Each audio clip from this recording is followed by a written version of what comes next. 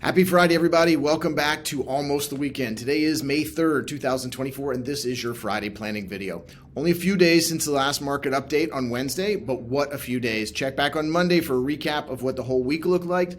A lot to say about that. Today, I'll be talking more about some of the planning that we're doing and that we should be doing. Let's start with the important disclosures. First, I do not provide personal tax or legal advice, but I'm happy to work directly with your accountants and your lawyers. This team approach is where we've seen the most success. Second, and very important for what I'm about to discuss, like everything I talk about here, and even more so on some of the retirement issues, this technique is not for everyone. It's very important to evaluate all the inputs into your specific situation. That all being said, I want to talk about Roth conversions today. Why do we even have that option? Why is it useful? When's it most appropriate? Let's jump in first. There are many reasons why this idea of Roth conversion is out there. Most obvious is that since IRA accounts, the deductible kind of IRAs in many cases, IRA accounts were introduced in 1974 with the Employee Retirement Income Security Act of 1974, known as ERISA, which is in most cases allowed upfront tax deductible contributions subject to limits and restrictions, but then allowed your investments in those accounts to grow tax deferred. Yes, you have the ability still in those accounts to grow your money and only have that subject to taxation in most cases when you withdraw the money. Roth IRAs were not available until after 1998, and that allowed for after-tax contributions that are designed to grow tax-free with limits and restrictions, of course, as well. But from 1998 to 2010, most high-income individuals were not able to convert their traditional IRAs to Roth IRAs due to income limits. Those limits were removed in 2010, and the Roth conversion became more popular than ever. Now, I want to talk about a few key moments that may be good to look into doing this, but remind you from the onset, this is a very complex decision. Please, let's review it and do our homework. The key is that this is when you do a conversion. The key to this is when you do a conversion. This is a taxable event.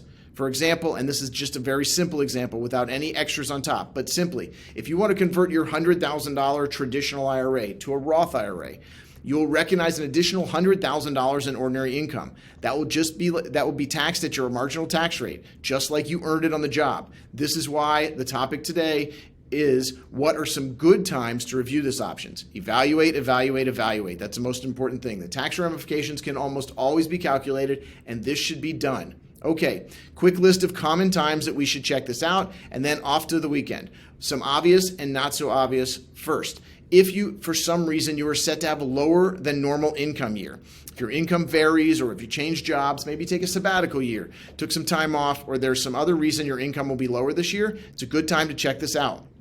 Second, as you approach retirement, if you do so early enough, this is key, as this is a big input into the equation, but as it plays into the first idea, when you retire, if you're not taking required distributions or just pulling from your traditional IRA just yet, that year will probably have a lower income and thus possibly a lower tax bracket. Time to check it out. Third, the other way, if you have a reasonable expectation of a high tax bracket in the future, this is key for your younger investors. As you start your careers or change careers, if you're planning a career that will normally have that advancement and increasing income, this is something to consider. Again, this is just one factor, but this may be a big opportunity to check out. So let's look at that. Fourth, and this one's people that most don't think about this one. If you're about to move or if you have long-term move in mind, keep in mind what the current state tax rate is in that new state versus your current state. This again is only one factor, but if you're going to be moving to New York or California, some high state tax locations, or to retire to, you may want to review this option. On the other hand, if your retirement plans are for Florida, Tennessee, Texas, or some other zero state income taxes, for now, you should figure that in. It will not completely close the door, but it does need to be considered. Okay, these are 4 specific times that we should check this out. Once more, and this one we spoke about a year and a half ago when markets are down, thus the value of traditional IRA accounts are lower, it may make sense to do an evaluation on this. Probably something we can hold off onto at this time as we're close to all-time highs in the market for now.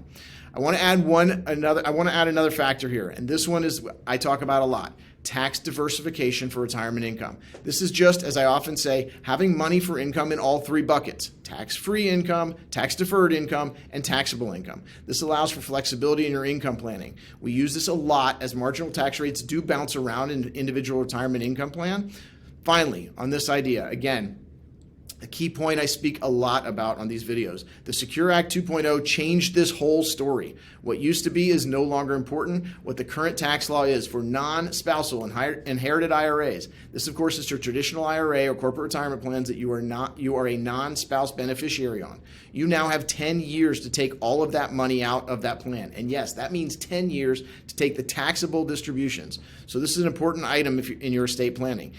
There are a few methods and ideas that we've used to mitigate this, but this is an important topic to address sooner rather than later.